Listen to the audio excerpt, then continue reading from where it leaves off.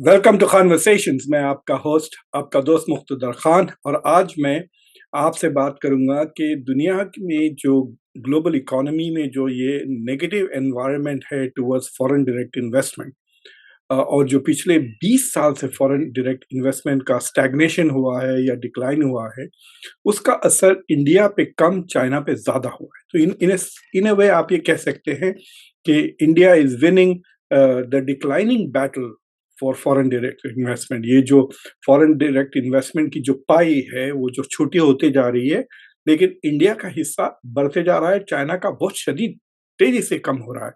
तो ये खबर मैं आपके पास लेकर आ रहा हूँ, लेकिन मैं ना सिर्फ इंडिया के फॉरेन डायरेक्ट इन्वेस्टमेंट के बारे में कुछ नया डेटा आया है वो शेयर करना चाहता हूँ आपसे, और फिर I will talk about the global environment. आज से कुछ 2-3 महीने पहले या 3-4 महीने पहले United Nations conference on trade and development, UNCTAD कहते हैं, उनकी एक एनुअल रिपोर्ट आई थी एनालिसिस करते हुए कि पिछले कई सालों से, मतलब इस सेंचुरी में, एक्चुअली 21st सेंचुरी में, पिछले 20 साल में क्या ट्रेंड्स है इन फॉरेन डायरेक्ट इन्वेस्टमेंट। उसमें से मैं आपको, वो लंबी रिपोर्ट है, अगर मैं पूरी रिपोर्ट पे टिप्पणी करूं तो शायद 2-3 घंटे लग जाए।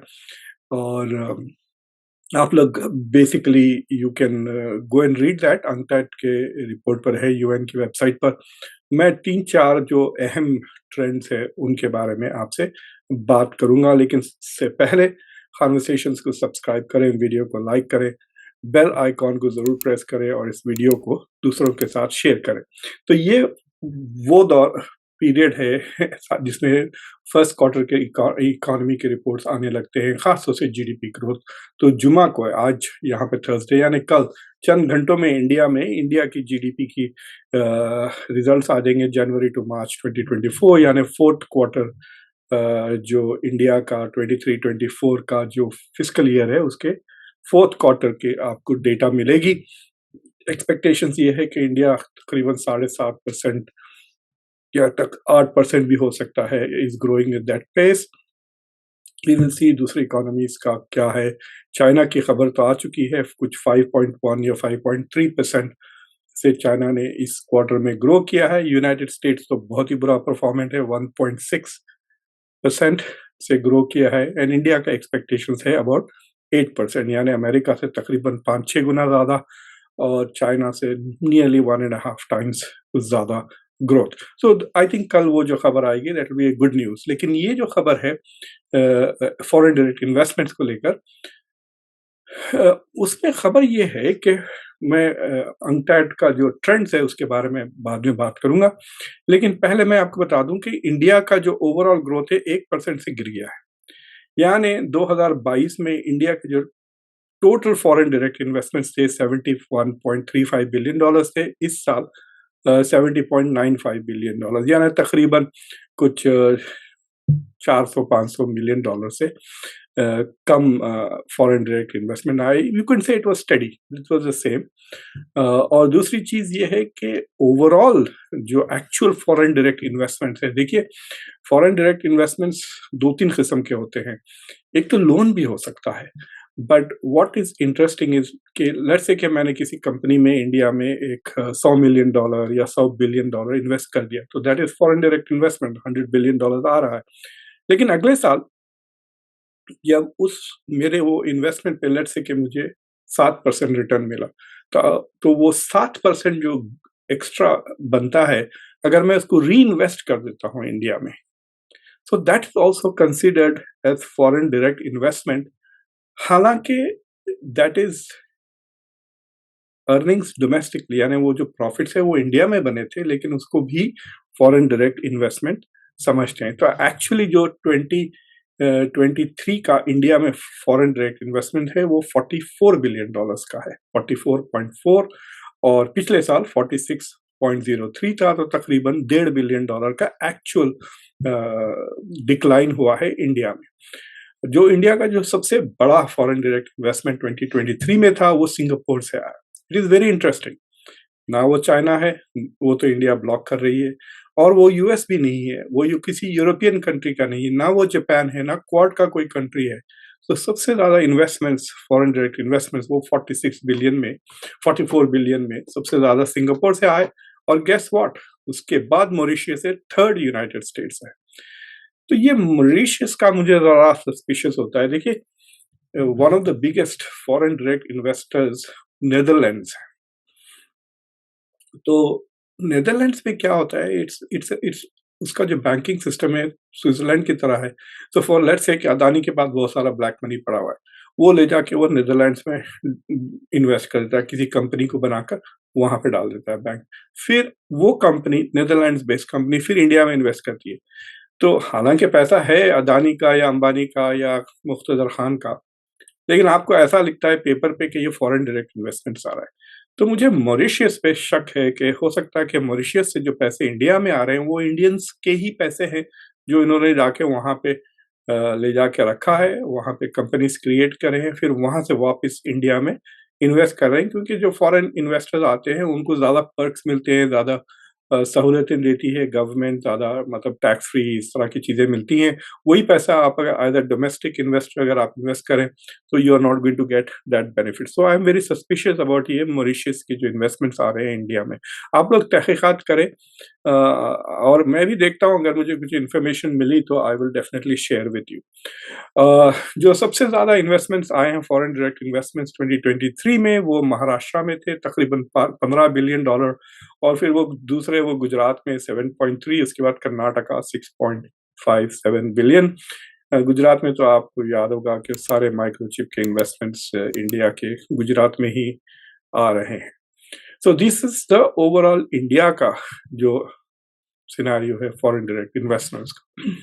तो अब ये जो रिपोर्ट आई है अनटैड की, it says global economy, global economic fracturing and shifting investment pattern.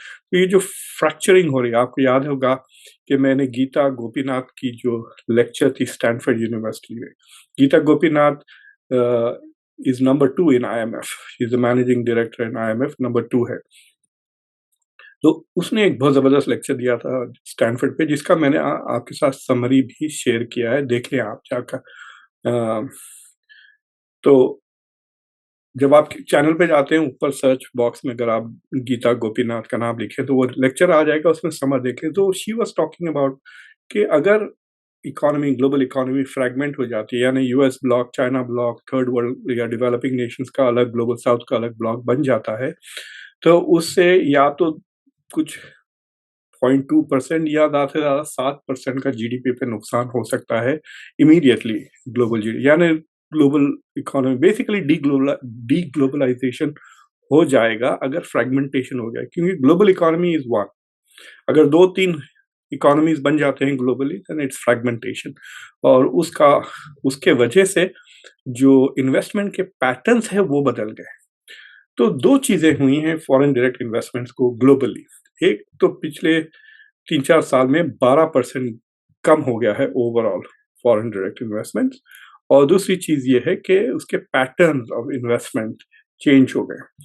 तो ये उनकी रिपोर्ट की मैंने कट पेस्ट किया है समरीज़, ये 10 ट्रेंड्स हैं जिसके बारे में वो बात कर रहे हैं, global trends. Long term foreign direct investments का स्टैग्नेशन हुआ है, the increasing rate of services. So ये 10 देख लें, आप जाके वो रिपोर्ट में देख सकते हैं। इनमें से 4-5 के बारे में मैं आपसे बात करूंगा विच इज मोर इंटरेस्टिंग। तो पहला जो उनकी लिस्ट पे ये जो है सो नंबर 8 है, लेकिन मैं इसे पहले स्टडी करना चाह रहा हूँ। वो कह रहे हैं कि जियो पॉलिटिक्स का काफी असर हो रहा है इन्वेस्टमेंट डिसीजंस पे। तो इसके बारे में तो हमने बात ही किया है कई बार कि जियो पॉलिटिक्स की वजह से कई इन्वेस्टमेंट पैटर्न्स बदल रहे हैं, फ्रेंड शोरिंग हो रही है, ग्लोबल सप्लाई चेन्स को रिस्ट्रक्चर किया जा रहा है। अगर थोड़ा महंगा भी है तो किसी दोस्त से इंपोर्ट, यानी फ्रेंडली कंट्रीज से इंपोर्ट करना चाह रहे हैं, या करीब में जो है, या सेफ इलाकों में। तो अगर देखें कि आप लेट्स से कि अगर आप समझ रहे हैं कि वेस्ट एशिया में इंस्टेबिलिटी है, तो आप अपने सप्लाई चेन वेस्ट एशिया से हटाकर कहीं और किसी स्टेबल रीजन में इन की तरफ मूव करना चाहेंगे, तो जियो पॉलिटिक्स का असर हो रहा है। तो अगर आप ये जो ग्राफ देख रहे हैं, उसके मुताबिक आप देख सकते हैं कि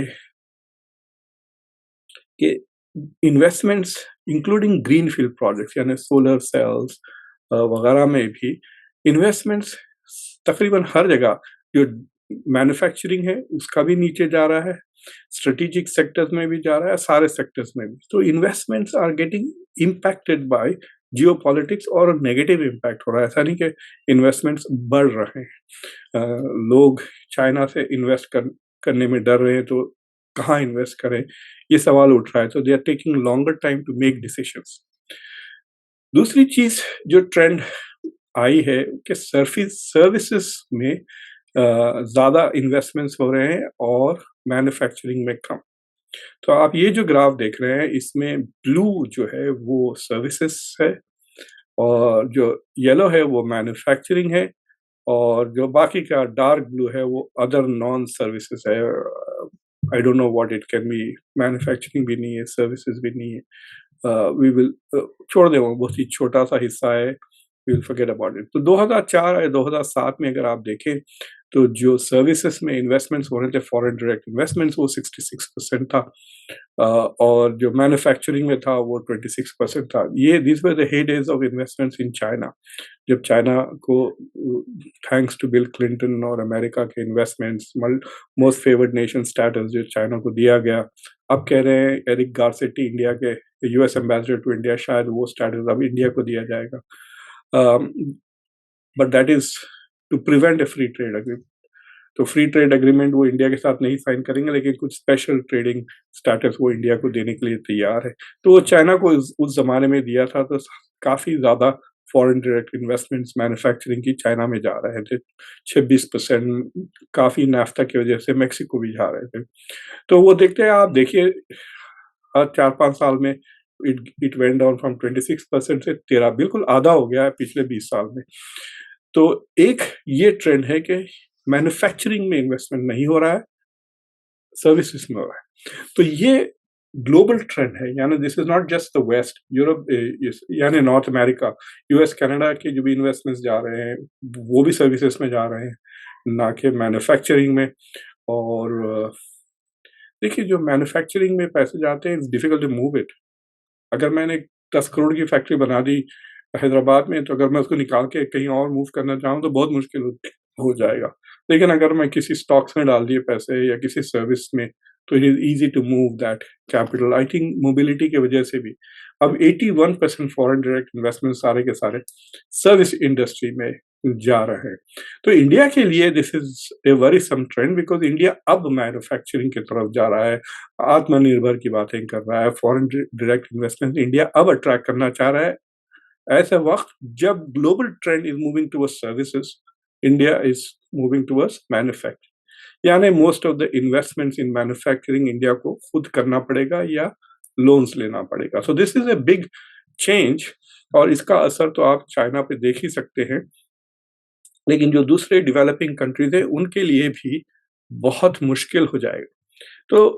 तो इंडिया का छोड़ दें, आप दूसरे मुल्क को ले लें, बांग्लादेश को ले लें, Central Asia, African countries, Pakistan, Egypt वगैरह, ये countries are also looking desperately for foreign direct investments.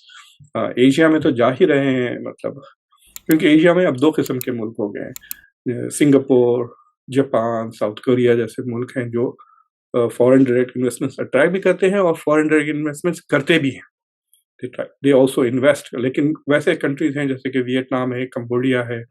Cambodia is number 1 in foreign direct investments इस साल, सबसे ज्यादा उसके। तो इस तरह के भी एशिया में मुल्क हैं, लेकिन अफ्रीका में बहुत मुश्किल हो रही। तो अगर आप ये ट्रेंड देख रहे हैं तो ये ट्रेंड इज नॉट गुड कि इंक्रीजिंगली इन्वेस्टमेंट्स वापस अपर इनकम कंट्रीज को जा रहे हैं। तो जो एकदम डर्टी ब्राउन है, ऊपर का टॉप हिस्सा है, वो हाई इनकम कंट्रीज है और उसको आप देख लेंगे, पहले 21 था, 22 था, 23 था, फिर एकदम पिछले कोविड के बाद से 10 मतलब 11%, 50% ग्रोथ हो गया। इट वेंट फ्रॉम 22% से 33% हो गया। ये सारा का सारा स्पेशली यूएस की तरफ जा रहा है। So US has become the number 1 magnet in developed countries. Developing countries में कंबोडिया है, लेकिन डेवलप कंट्रीज में सबसे ज्यादा जो अट्रैक्ट कर रहा है वो US. In terms of foreign direct investment, और ये आप ट्रेंड देख रहे हैं। और जो डेवलपिंग कंट्रीज है वो 42% से 30% आ गए, और खास तौर से अगर आप देखें तो 36 से 30 तकरीबन 20% का डिक्लाइन हुआ है पोस्ट कोविड। जो मिडिल इनकम कंट्रीज हैं, यूरोप और दूसरे कंट्रीज, सॉरी माफ करना, चाइना भी उसमें आ जाता है मिडिल इनकम, उसमें भी you can see that there is a decline. So पैसा वापस रिच कंट्रीज से वापस, यानी Europeans are investing in China, in the US, and US is investing in Europe. UK में भी काफी फॉरेन डायरेक्ट इन्वेस्टमेंट्स आ रहे हैं। तो this is A one more trend. जो मैन्युफैक्चरिंग में जो फॉरेन डायरेक्ट इन्वेस्टमेंट आ रहा है, that is only in the green field. यानी ये देखिए आप, trend in investments in electric vehicle, जो जिसके ऊपर मैंने 2-3 कन्वर्सेशन की हैं कि वेस्ट और चाइना के बीच में जो ग्लोबल वॉर चल रहा है, इट्स अबाउट इलेक्ट्रिक व्हीकल्स।